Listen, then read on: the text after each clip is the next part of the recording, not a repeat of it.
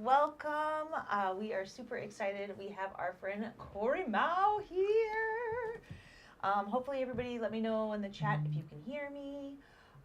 Because we got a slightly different setup, of course, because we have a guest joining us today. It was one of the things where they're like, oh, yeah, you should really rest and recover after you get sick and whatnot. And I was like, oh, what a great time to rearrange the entire studio. That is true. So Craig did do a complete rearrangement of the whole studio. So some of you may or may not know, we did end up getting COVID, which was a real bummer. But luckily in our household, only Craig and I and Cameron got it. Craig's parents are 100% fine. We are 100%. Obviously, we wouldn't have a guest in our home if we if we weren't.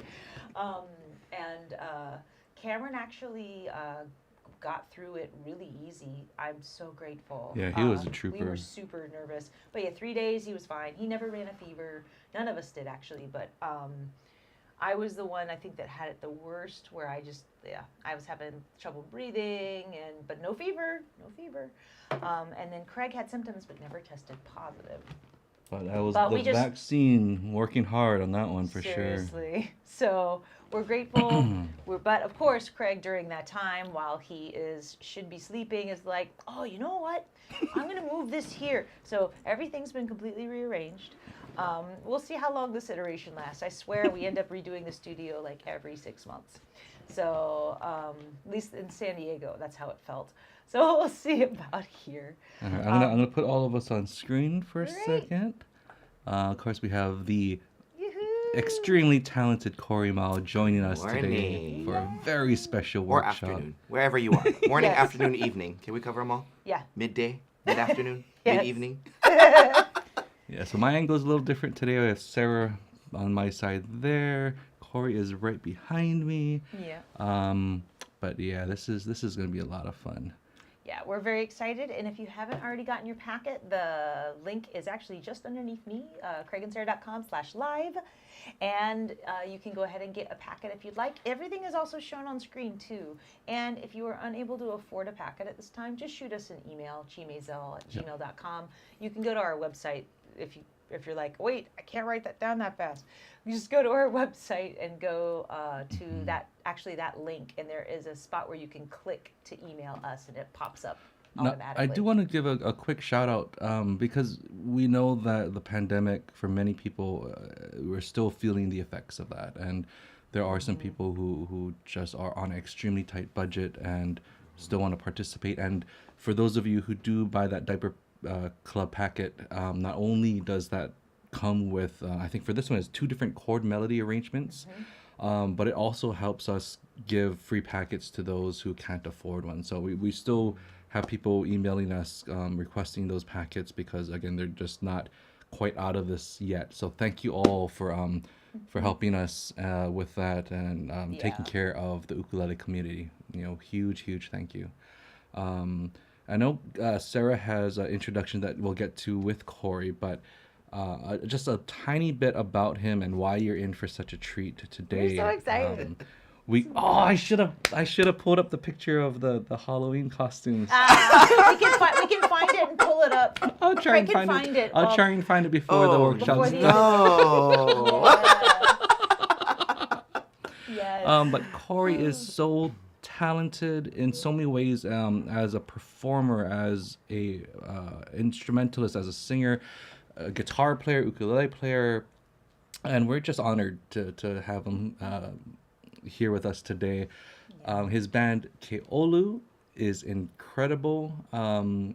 We had them open for our ukulele retreat Hawaii in March. Perfect way. That was a lot of fun, and I believe. Oh, we can announce it. Can we announce it here? What? That Cory is gonna be a guest teacher for next March. Is that? Oh. No. I'm just like. Well, we just said it. Okay, so we haven't. I don't think we've sent out our email blast yet. March 5th through 10th, we are going to do another in-person retreat. We didn't tell people yet. We haven't told people about it at all. Surprise! So, Exclusive release. I know, exclusive release. I guess we're going to tell you all about it. We actually just had a meeting 3 days ago to confirm it. So that's why if you're like, wait, I didn't get the email. There was no email sent. We're just talking about it. And we don't know what day Cory will join us, but Cory will be joining us for one of the evenings. So, because you work during the day. I work You during actually the day. teach. I actually teach So little people during yes, the day. yes.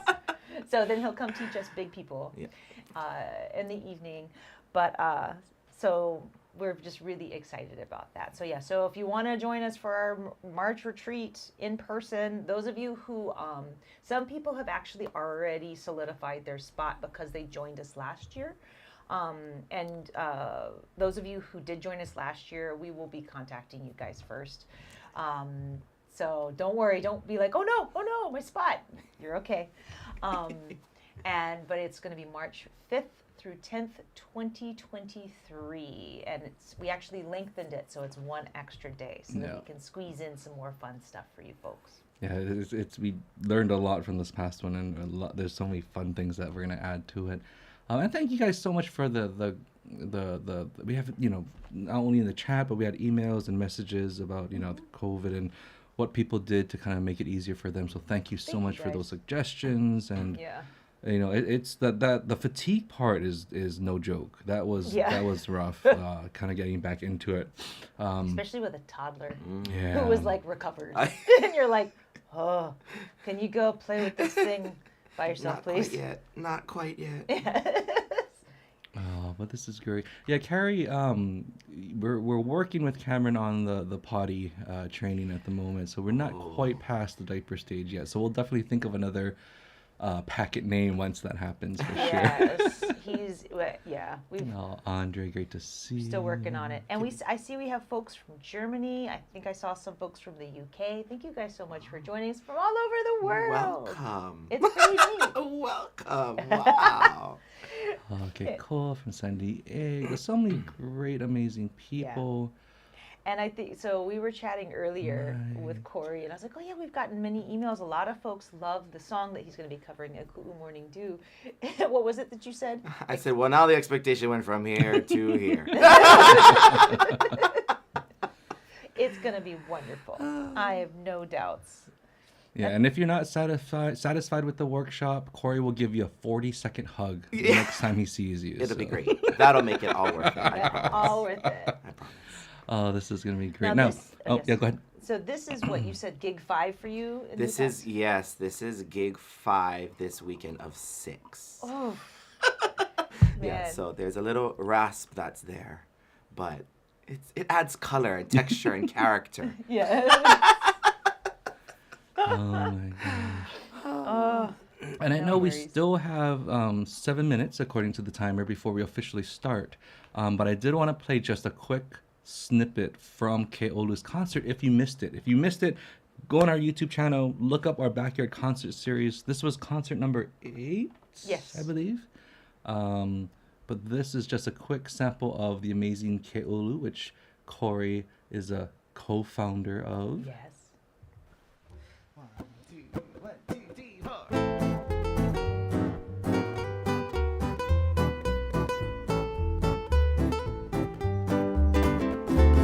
Honolulu, how do you do? Honolulu, glad to see you.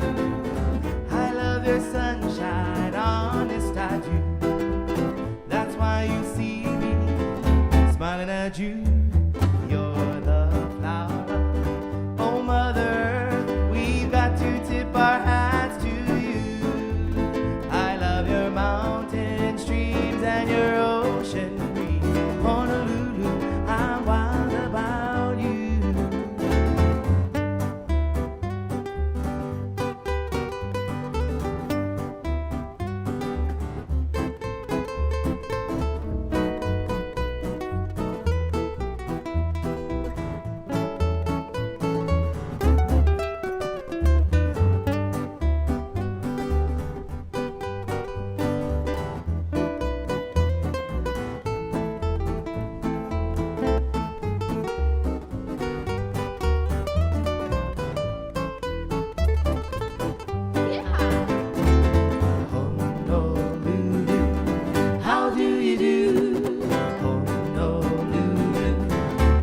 see you.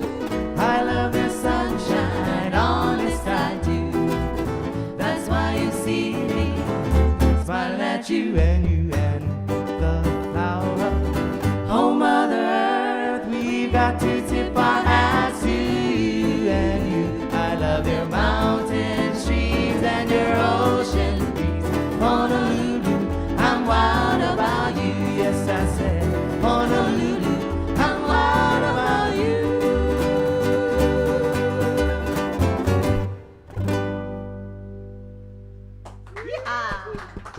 Aloha, everybody. So that was Keolu. They were so much fun to film, and the whole concert's really a blast. And don't forget, there's the digital packets that you can still purchase if you'd like to go with that concert, so you can actually strum along with them. So if you really, I think Randall had said, what song is that? That was Honolulu, How Do You Do?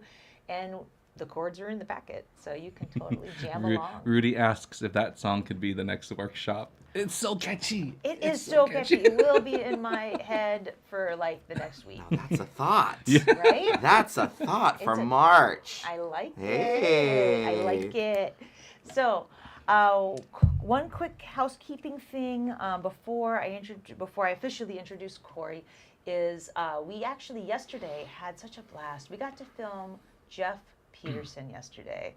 He is this. If you don't know who he is, look him up after the live stream.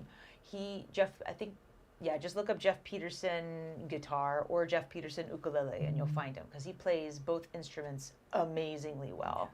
He's known more for his flat key guitar, but he also has an online ukulele school too that's really great. But we filmed him for our last backyard concert for season 1, and it's going to be a really special concert. Like, oh my God. I gotta try to edit it as quickly as possible. There was so much chicken skin during Yes, it that was great. filming. And then we are going to have a Jeff Peterson weekend. So June 25th and 26th, please join us both days. You get to learn from him. He's going to be teaching an instrumental piece, a Hawaiian song.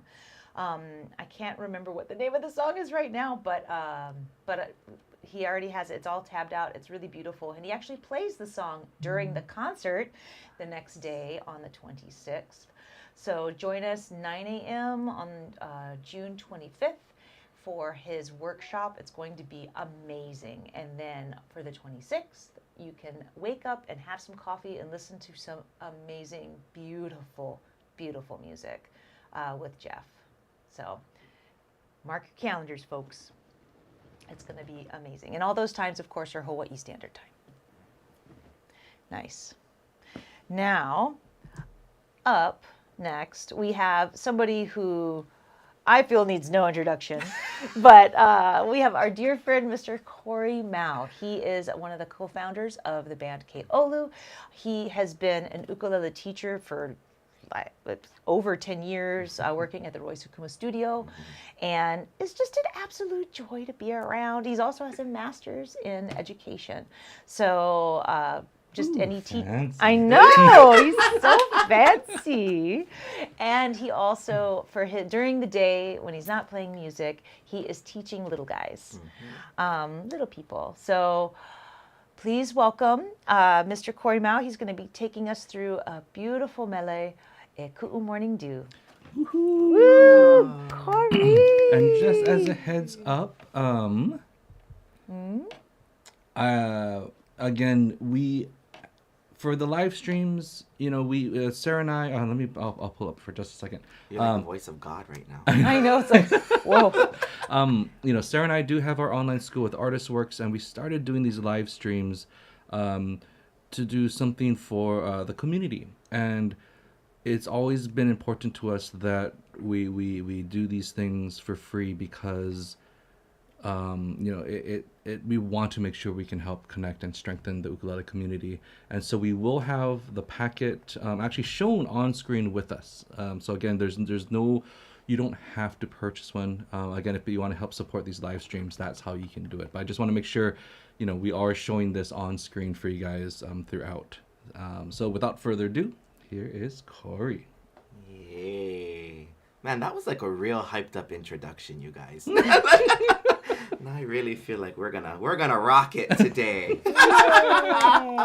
Well, folks tuning in from all around the world, good morning. It's such a pleasure and an honor to be here in beautiful Manoa Valley, in the studio of Craig and Sarah, which is newly rearranged, as I found out this morning. Great feng shui that's just rotating through this studio. I absolutely love it.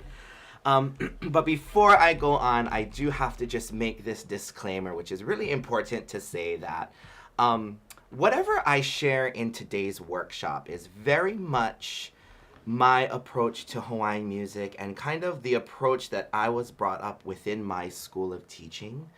And in Hawaiian language, we have this saying, which I can't remember the whole thing word for word, but it's like "A'ole pau ka ike I ka hala ho'okahi," or something like that, which is basically not all knowledge is learned in one school. And so what one Hawaiian musician will have to share about our music and our craft might be very different, right?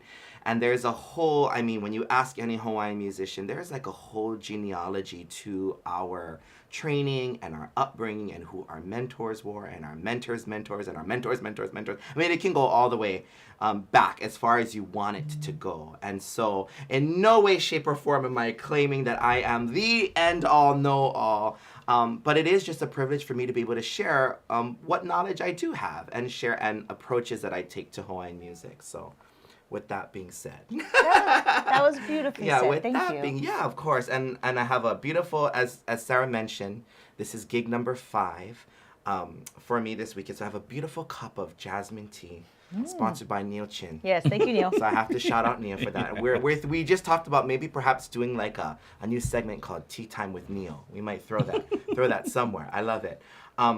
But today we're going to be tackling a beautiful song that was written by Eddie Kamai, a song entitled A Ku'u Morning Dew.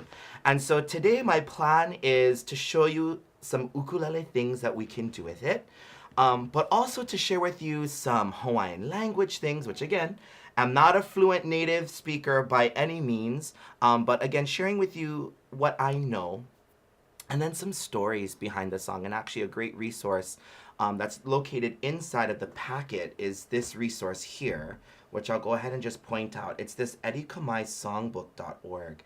And if you go to that website, it's basically a website that was put together that's a vast collection of all of Eddie Kamai's compositions. And behind each composition is a story about the song, of how it was written. And it's just so interesting to be able to go and see that and read that, because that's one of the things as a young, up-and-coming Hawaiian musician is when we search for these stories, a lot of times you can't find them. And of course, Hawaiian culture and language has always been an oral tradition, right? Our songs are oral tradition. It is our oral histories. And so you don't always find it written down. So the fact that a collection like this exists is so amazing.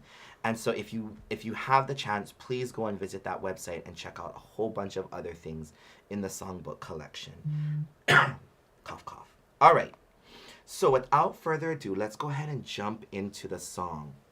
I told Sarah and Craig I really didn't have a plan of how we're going to do this. The Spirit will just move us as we go through, but it'll be a good thing. And so I have a lot of information that I kind of want to impart to you today, but this is my teaching style. For those of you who have ever been to a workshop with me, or have seen, you know that I always start at the basic bottom level.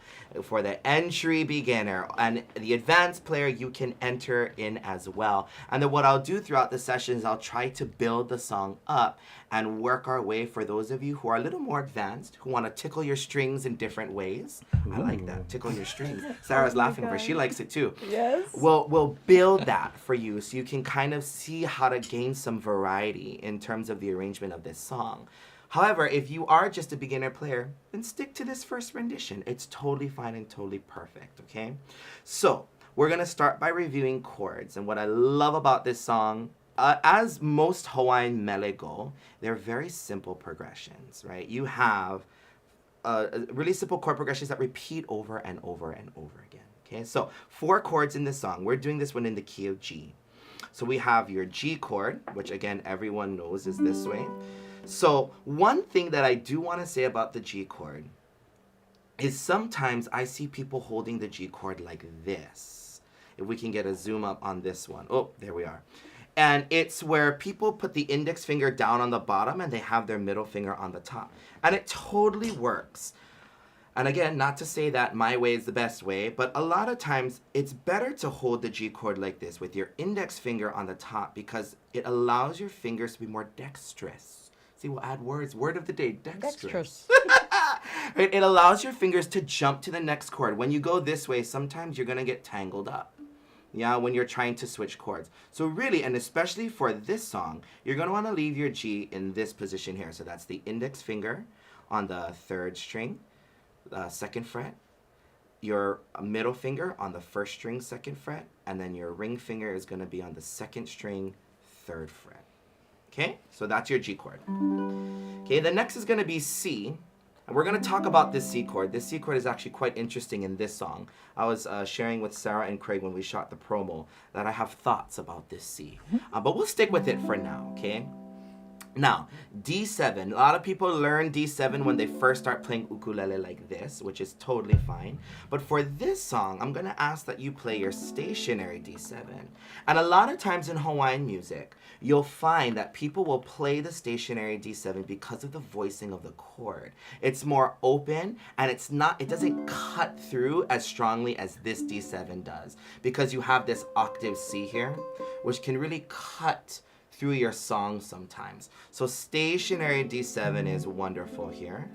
And then they sneak a G7 in the song as well. Okay, that only pops up once. So the arrangement that I'm playing today is the arrangement that was kind of done by Sons of Hawaii. But then I'm going to add my own little twist into it later like I always do. So the strumming pattern that I want you to do for this song, we're just going to warm up the wrists. We want to prevent arthritis and things of that nature.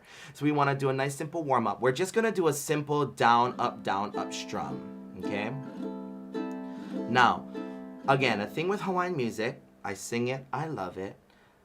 Repetitive chords, repetitive progressions, repetitive strums can make the song a little monotonous, okay?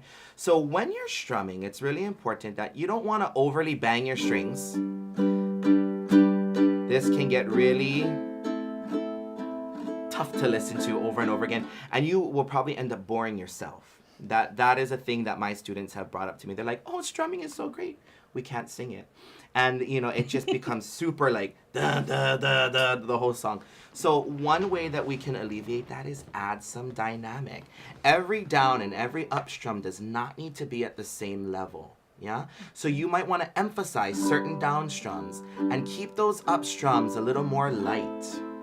Okay?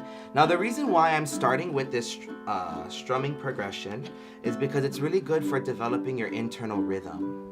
No matter what, if you can do this down-up motion, you will almost always land on the beat and you will almost always be where you need to be. Some people try to master strumming patterns too quickly. And when they do that, sometimes you can find success, but other times, if you really don't develop that inner pulse, right? When I used to teach music, that used to be the first thing I used to teach kindergartners and first graders is how to find pulse. Because once you can find pulse, then you can play with rhythm. Because some people go, well, how do you, I don't know if you guys have ever had this question, but they're like, how do you guys strum, like all out of rhythm? Like, well, you got to have a certain sense of where the beat is in order to be able to play in and out of that beat. Without knowing where that pulse is, then it's really hard. Mm-hmm. And we're going to talk about how to play outside of that beat and how to add rhythm later on today. So again, simple down, up strums. If you miss and you go, oh, I missed an up strum, that's totally fine. Come back in on the down. We call that texture. I call it, Brian Tolentino calls it fairy dusting. Mm-hmm. I call it zhuzhing. Yes. It means the same thing. I just don't want to take his terms. Yes. So we're going to zhuzh by adding a little bit, okay? So we're going to go right in from the beginning. You'll see on the second page of the packet, there is an introduction. We're just going to kind of skip the introduction. Actually, you know what? Like I said, I'm going to change it. We'll start from the introduction. I'm going to start from the second page of the packet.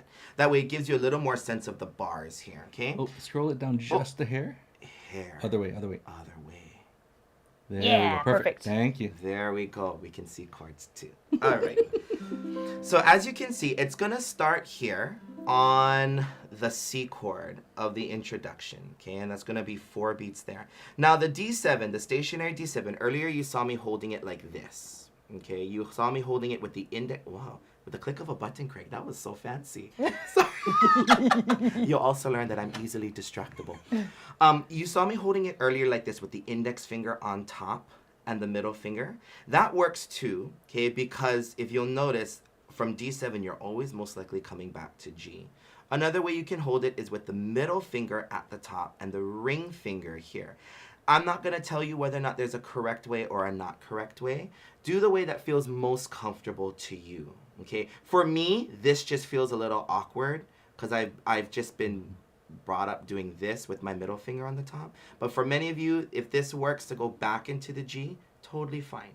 Totally fine. And there is one other thing that is great about the middle and ring finger, is that if you use your index to reach across, more chance of it to touch other strings. Yes. Yeah. Yeah. That middle finger is your what we call, we tell the little kids, well, it's your tall man. That's what we tell the little kids. It's your tall man. So your tall man wants to reach to the top. Yeah. Okay. Let's jump into it. I feel like I've done enough talking. There's half the workshop already. All right, we're going to start from our C chord, gang. I'll give us a count off for 4 beats. Then we'll start on that C. Here we go. 1, 2, 3, strum C, C. Then D7. Then G. Okay, and I'm going to try to sing with all the rasp I have this morning. A cool morning dew, Aliyamai, Aliyamai. Stay on that G chord. Maliu mai oe, Ikau e ane. E kalimai oe ia une.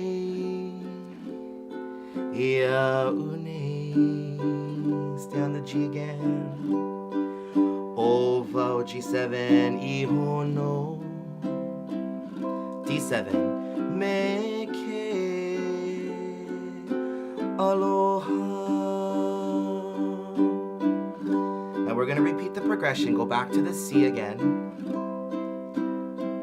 D7. And this is where, for you advanced players, pick your melody. See if you can pick a melody out of this, or you can ad-lib around it. And we're going back to C. Then D7. Then back to G.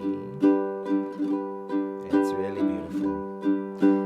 Back to C, then D7. Again, add some dynamic to that strum. So don't keep everything the same. Keep those up strums light and emphasize those downs. G7, it's a fast transition. C.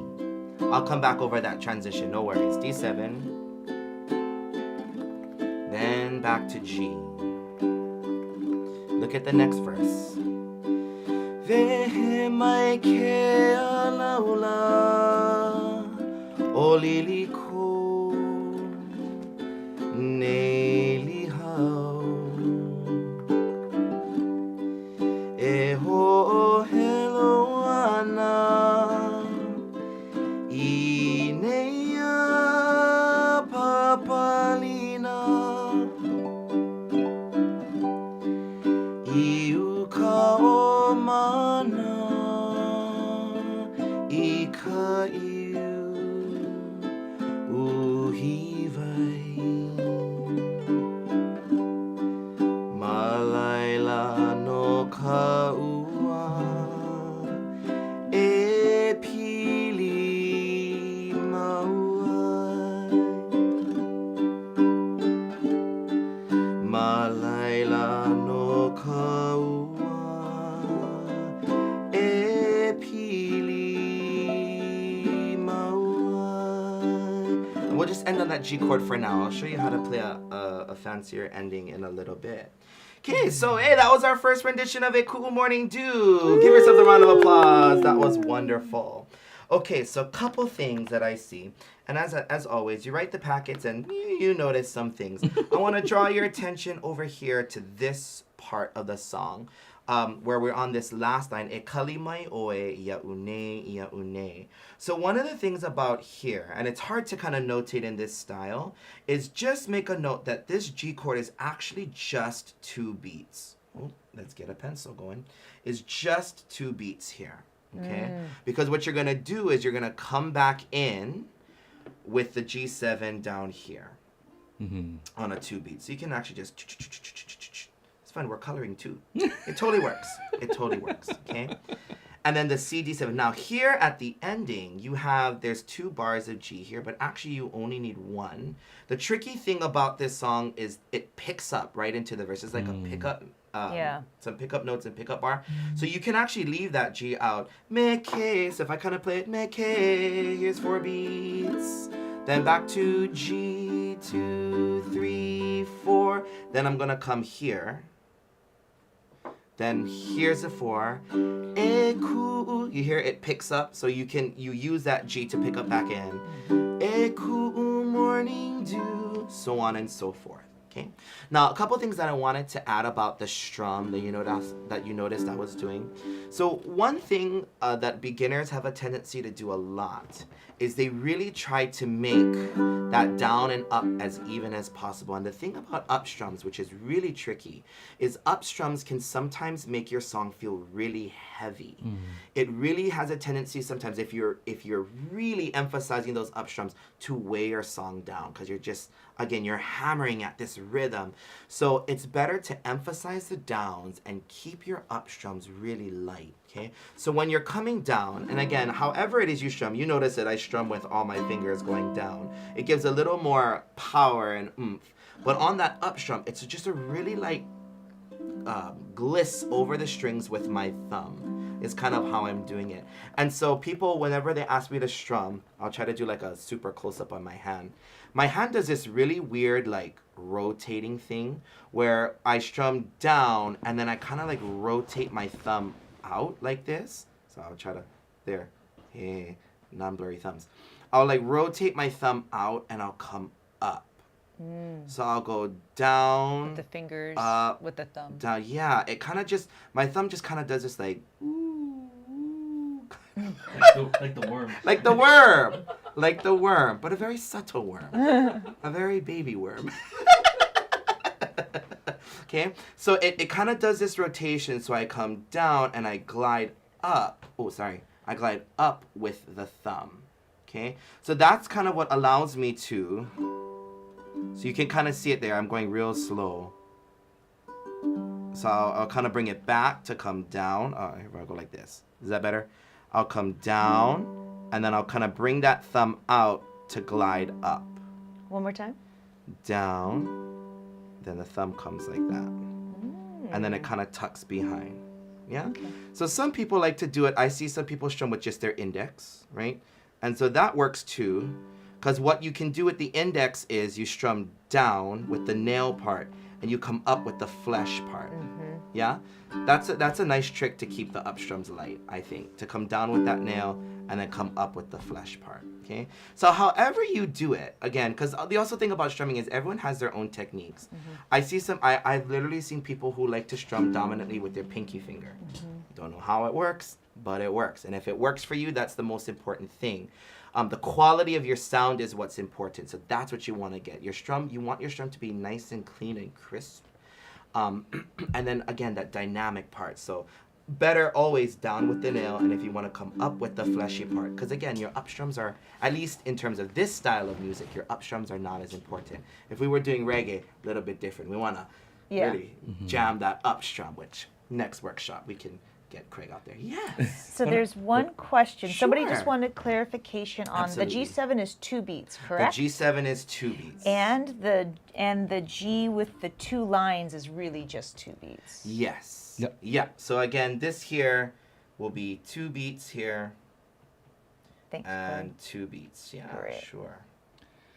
And Hope then that clarifies. one, then the place that's colored in next to the G at the Is end of the empty. line is Nothing. empty. Is empty. There's nothing Yeah. there. Now, I do want to go back for just a second because what you said is so important because a lot of times when we're learning how to play something, we think, okay, I can play that chord. I can play Yes. that downstroke.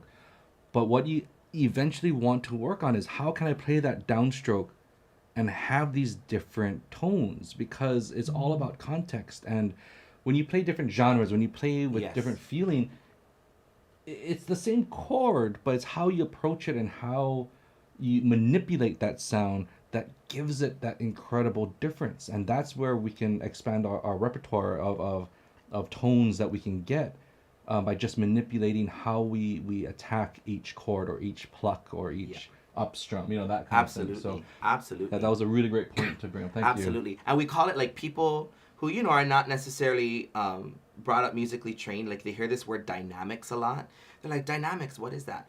But the way that you, like Craig was just mentioning, the way that you approach or the way that you pick or pluck or the way that you approach that chord or that strum, that is dynamic, right? Whether you bring it loud or soft or harder or more subtle or more gentle, that is totally all part of dynamic and adds to your own character, your own flavor, your own interpretation of the song.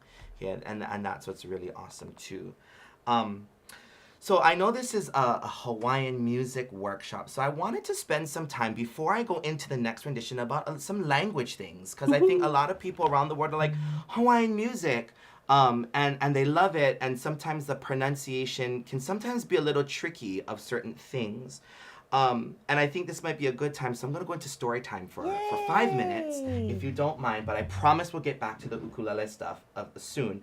But what's really important, as I shared at the workshop, or as me and the girls of Keolu shared at the workshop, if you're going to learn Hawaiian music, it's not just about the songs. You have an equal responsibility to learn about the story behind that song. And I think I wouldn't say that Hawaiian music and Hawaiian culture is the only culture to do this, but when you look at Hawaiian songs are always written very intentionally. You cannot just go and, this was actually shared to me by my mentor, you cannot just go and write a Hawaiian song just because you want to write it, right? And just try to pull some vocabulary words together and stick it together and all of a sudden that becomes your Hawaiian song. Hawaiian songs are very intentional, they're very purposeful, they're very meaningful, especially to the composer. And a lot of times, songs are written to honor something, somewhere, or someone. And so a great example is when we did our backyard concert series, the first song we did was Nani Manoa. Nani in Hawaiian is beautiful. It talks about the beauty of Manoa. And why we felt that was totally appropriate is because we were filming in Manoa, right? So again, intention behind the decisions and the choices we make. And so so part of that is why I'm telling this story is because if you enjoy the song and love the song, but understanding the history behind it makes it that much more meaningful. And I'm going to tell snippets of this story because again, you can go to that website, that Eddie Kamai songbook.org, and you can read the whole thing. But basically, the story kind of starts, and I have it here because I want to get it right. I don't want to tell it wrong and make up my own story. That could be the worst thing I probably do. Oh my gosh. I would get such cracks. So basically, Eddie Kamai was married to his wife, Myrna Kamai, and she was looking to help him gain fluency in Hawaiian language. And at the time, right, we're talking in the 1970s, if you understand historically what's happening in Hawaii, the Hawaiian Renaissance is just beginning. So for a long time in Hawaii's history, which we won't get into because that's a whole nother workshop, is, Hawaiian language, Hawaiian culture, Hawaiian cultural practices is starting to kind of dwindle because of a lot of political changes in the political climate and the political turmoil. The 1970s rolls around. A lot of it attributes to the birth of Hokulea and the desire to go on this worldwide voyage. People start to realize that, hey, we want to bring this and bring this revitalization to our culture. And so at the time, you really couldn't find very many Hawaiian language classes. But at the time at UH Manoa was another very famous composer, famous teacher of Hawaiian language, Larry Kimura. And so Myrna, wanted to help Eddie, broaden and strengthen his Hawaiian language. So she reached out to Larry Kimura, and one day they had him over for dinner. And as they were enjoying dinner, Eddie Kamai stands up and he goes and he grabs his instrument and he comes back. He goes, I keep hearing this melody. And he plays the melody of the song. And they're like, wow, that's so beautiful. And Myrna's like, well, what kind of song do you think this is? And he's like, well, this is going to be a love song. And what they do is they ask Larry Kimura to write words to the song. So that's why this song, it's words by song by Eddie Kamai, words by Larry Kimura. So he goes, and a few months later, they call him up like, hey, do you have the words? He's like, I only have one verse of it. So here's one verse. But Larry Kimura was on his way to go and teach a summer course, I believe it was. And by the end of that course, he ended up with the next verse of the song, which is where A Ku'u Morning Dew comes from.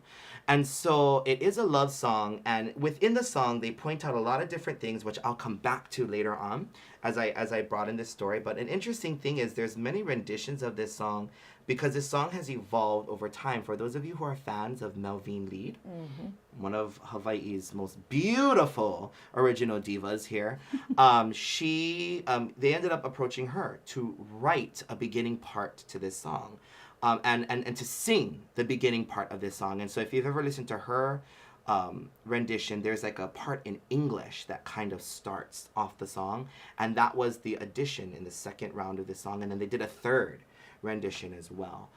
So just a little bit history and a little bit of background into it. And so just a few things that I want to point out to in terms of the pronunciation of words when you see it, especially for those of you who might want to use this with your ukulele clubs, okay? So the first, I'm going to zoom way in here, okay, is if we take a look at this word ku'u, you're going to notice something that looks like the apostrophe right here, okay? So this right here in Hawaiian is what we call the okina. It is the glottal stop.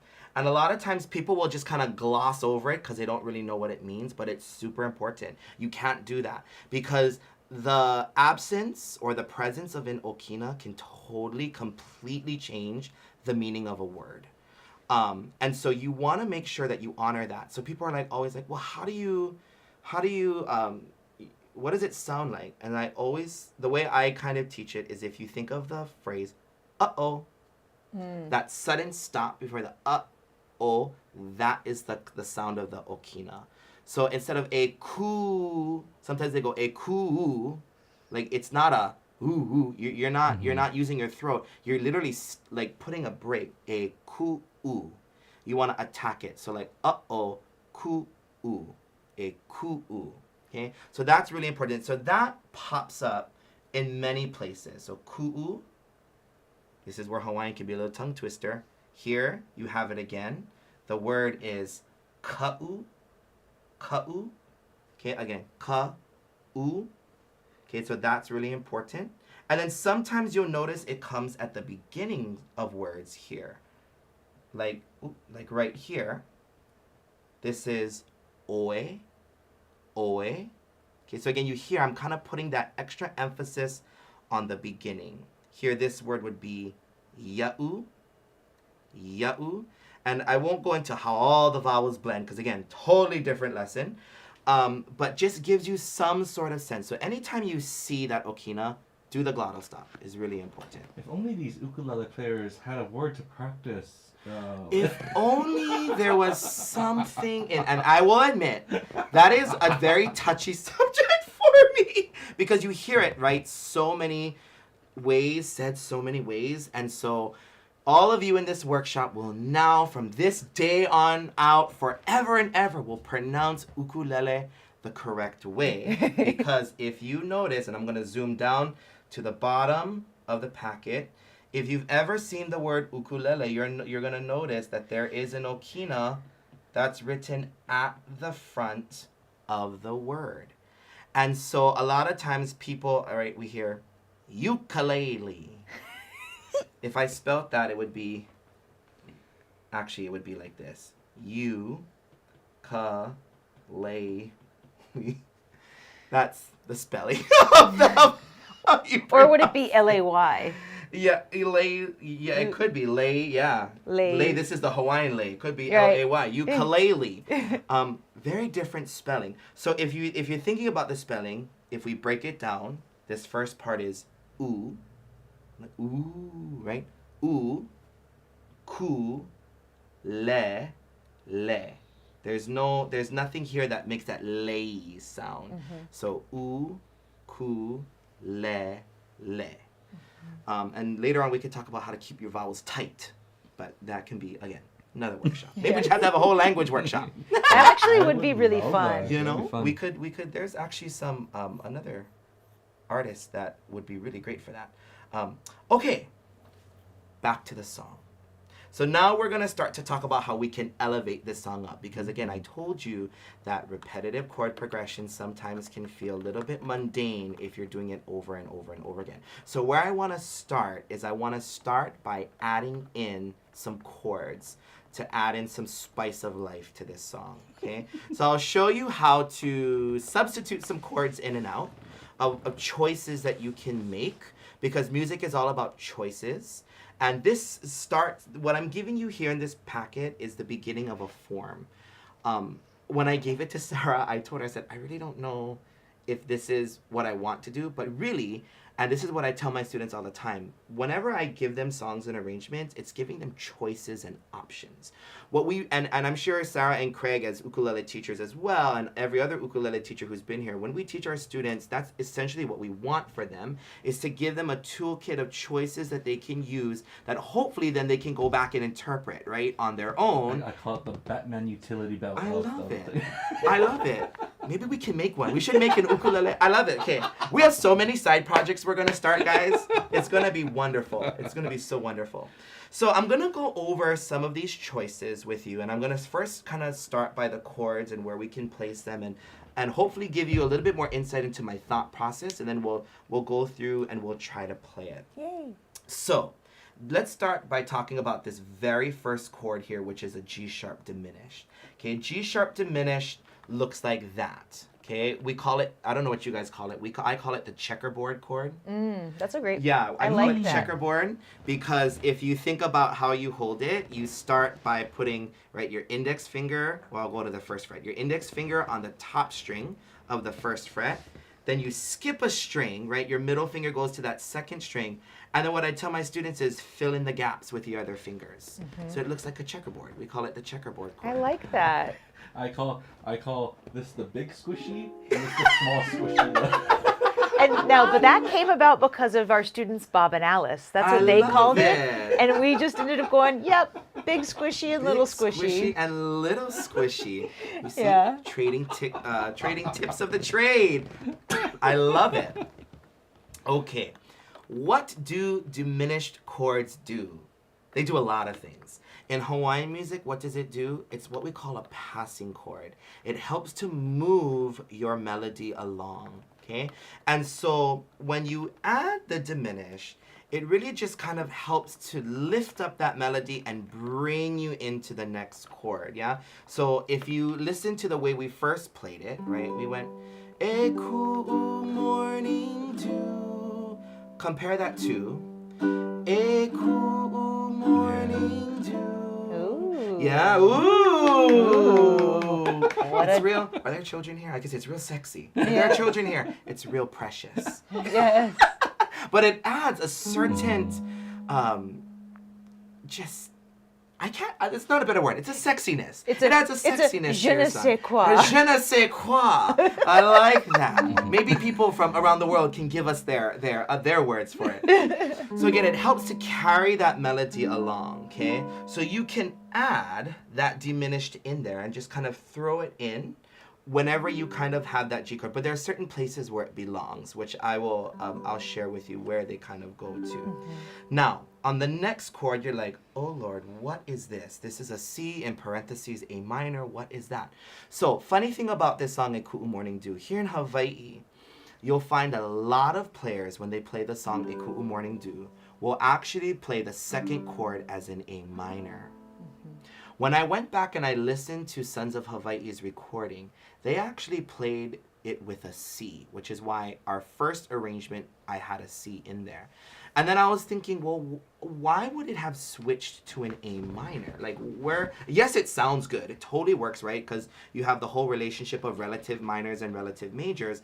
So why does that work? If you think about the melody and where it goes, and we're playing in the key of G, right? A cool morning, do, that note is the second note of the scale. It's an A. And if you think about it, when you're playing a C major chord, the A somewhat clashes in there, right? Unless you turn the chord into a C6, okay? Because C6 means you take the sixth note of the scale and you add it in, and that happens to be A, right? So if we do it now, a cool morning dew. Now you hear the note that I'm singing is here in the chord now, which is nice, right? It fits. Now, ukulele, right? 4 strings. We're a little limited, but actually, it's a gift because it allows us to be more creative. For those of you who know your chords, this is also A minor 7, right? But it depends on what your bass player is playing. So for those of you who are playing by yourself in the comfort of your living room, this chord can be whatever you want. If you are in an ukulele ensemble and you have a bass player that is accompanying your group, then you're going to have to make the decision of what you want that bass player to play. And you're going to have to make the decision of whether or not this chord will be an A minor, or it can also be an A minor 7, or if you want it to be a C6, okay? So if it's an A minor 7, you're gonna want your bass player to play the A note. And that'll really give that minor sound. And I think Craig is playing that bass so you can kind of hear it. It sounds really good, okay? So if we start from that G, going into the A, so you can hear what it sounds like. It'll go like this. A cool morning dew. So there's that A minor. Aliyamai. Aliyamai. Okay, now this time we're gonna play it with the C6. Listen to how it changes. You see how it's subtle, it's real subtle, but it changes the feel of your song. So again, freedom of what you want. If you want that A minor because you want that darker tone, then have your bass player play the A. If you want something a little more lighter, a little more happier, leave your bass player on the C. Okay, that'll make the huge difference. Yeah. As ukulele players, what do we care? We just go like this. Right? We just keep it open. Yeah. It totally works, okay? And for those of you who actually, have followed the workshops for a while now, also that is your 2-5-1 progression that you'll see in a lot of the standards, and especially all the stuff that Sarah likes to play and teach. So again, it's using these it all connects. It's all connects. Right, because A minor is the 2 of G, and then the D7 is the 5. You get in 2-5-1 action, and you're going to go into the G sharp minor business. Can I go ahead. it? Yeah, go ahead. One thing I wanted to also mention too is if you're using that G sharp diminished, I think we talked about this actually the other day, is it leads so beautifully into A minor because of the root movement, right? Because you're playing G, G sharp, A, right? So that's another beautiful reason why you might choose that sexy passing chord. Because you've got that movement leading you to that 2-5-1. That's all. Thanks, Cory. That's wonderful. Thanks that's for wonderful. letting me pop And you know what? And that's great you mentioned that, because that whole movement of that melody, right? Because in ukulele, your chords, right, can also add an extra melody movement. We're actually going to talk about that right now. Yes. In the next line, because the next line has a passage that does just that. So, so we talked about, let's go line by line. Again, the G sharp diminished, a cool morning dew. You make the choice, what you want that to be. But I think to give yourself option, gang, just stay on the open. Just strum on the open, okay? Aliyamai. Aliyamai. Now, in the last version, I had you strumming G for 8 counts. That's a long time to stay on G, and people often get bored real quick. So what we're gonna do is we're gonna spice it up. I'm gonna give you some chord substitutions that you can throw in there. And what Sarah just talked about just like how the G to G sharp to A moves, this is another example of how your chords will introduce a melody line that moves now too. So what you have here is I have a bunch of chords here. And what it's going to be is, let me just make sure I counted out correctly. You're going to go, I'm going to give you the beats first. It's going to go 2 beats here, 2 beats here, and 4 beats here. Okay? So, Ali Amai, Ali Amai. Now, G6 is a beautiful chord because all you're going to do is you're going to lift your ring finger so that your second string is now open. You want to introduce that E note. Okay? So, again, here's G. To get from G to G6, all I'm going to do is go whoop, lift it up, and I'm going to tuck it just so you can see for dramatic effect. Never tuck your fingers behind your ukulele when you play. But just again, for dramatic effect, you can see here. So open, second fret, open, bottom. Okay? And you'll find that in Hawaiian music, total side note, a lot of Hawaiian musicians will play this instead of G. It adds a lot more of an open tone. I think maybe in our concert, you actually might see us playing, you might see me or Hi'i playing G like this. It definitely opens up the tone. So what you can do here, so that you're not just playing the same monotonous chord the whole time, is you can just add in, slip in that G6 to give yourself some variety. Sounds like this. G, lift for G6, back to G. Okay? So again, it just adds in some spice. Okay? Now, next one. Maliu mai oe. I have C written here, but as I mentioned earlier, that can become a C6. So again, you just play the open strings. Maliu mai oe. Ikau e heane. Now this is one of my favorites. Ooh. I love this particular passage, the way this works. So you're going to notice it looks very similar, but I'm going to throw in a G major 7. Okay? So G major 7, the way you play this, is you're just going to pivot your pointer, your index, to cover the bottom 3 strings of the 2nd fret. Okay? So you have open, second, second, second. Some people I know, when it comes to even like the most remotely barred chords, they're like, hey, don't do that. Okay, 1, trust your fingers. 2, you want to strengthen your fingers. This makes your board very crowded. And if you don't want your board to be more crowded than it has to be. But I get it, not everyone has freakishly flexible fingers like I do.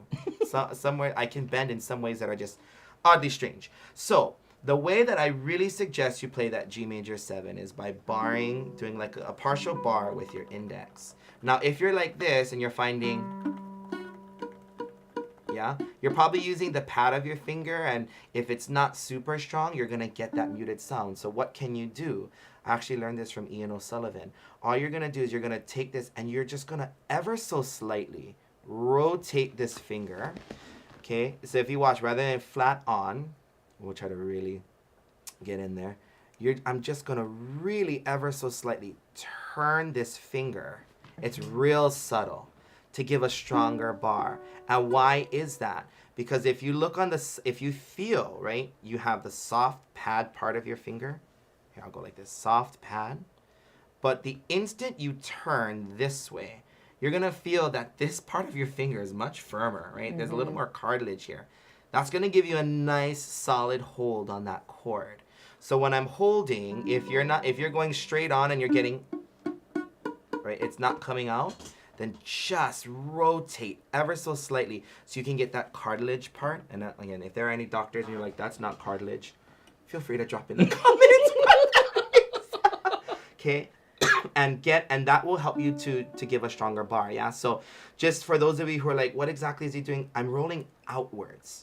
Yeah, so so don't roll inwards, roll outwards, okay, towards the outer part of your finger, like that way, okay?